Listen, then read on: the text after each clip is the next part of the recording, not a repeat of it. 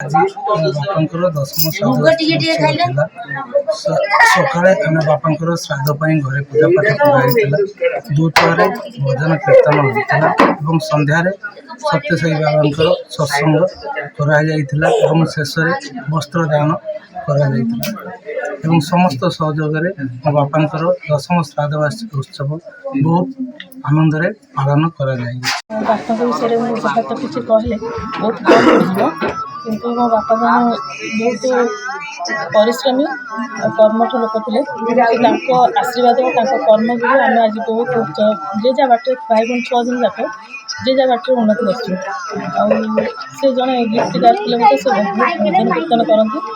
ଆଉ ତାଙ୍କର ଆଜି ଦଶମ ଶ୍ରାଦ୍ଧ ଦିବସ ପାଳନ କରୁଛୁ।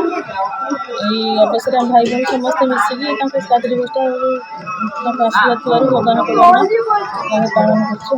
कौन कौन कार्यक्रम आज रही दिवस का सत्संग थिला, भजन कीर्तन समारोह भी होता, भोजी भात आयोजन कराई।